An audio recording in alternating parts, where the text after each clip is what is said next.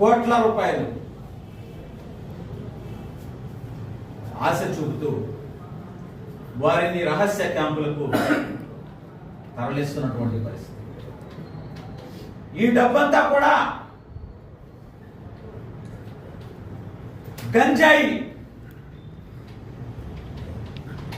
గంజాయి ద్వారా సంపాదించినటువంటి మీరు, మీ సోదరుడు కోటారెడ్డి గిరిధర్ రెడ్డి గారు సంపాదించిన డబ్బు ఎంతో మంది జీవితాలు నాశనం చేసి సంపాదించినటువంటి డబ్బు అని చెప్పి ఈ సందర్భంగా చెప్తా ఉన్నా.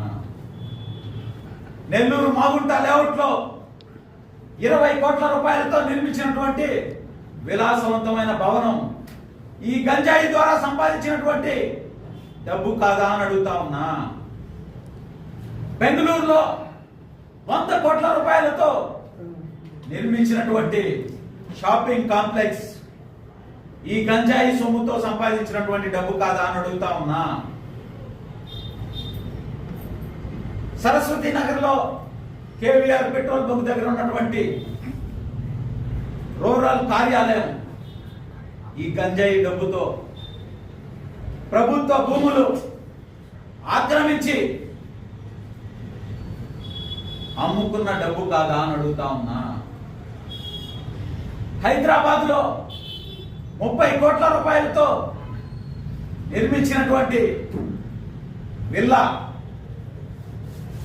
ఈ గంజాయి డబ్బుతో ప్రభుత్వ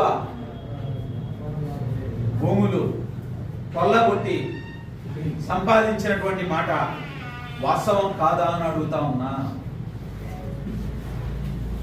30 కోట్ల రూపాయలు డైమండ్లు, నగలు ఇసుక మాఫియా ద్వారా సంపాదించినటువంటి మాట వాస్తవం కాదా అని అడుగుతా ఉన్నా. ఈరోజు కోటారెడ్డి గిరిధర్ రెడ్డి గారు విలాసవంతమైన ఇల్లు నిర్మాణ దశలో ఉంది.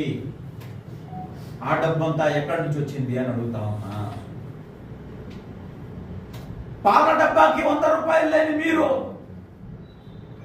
ఈరోజు వేల కోట్ల రూపాయలు ఎలా సంపాదించారో అని అడుగుతా ఉన్నా.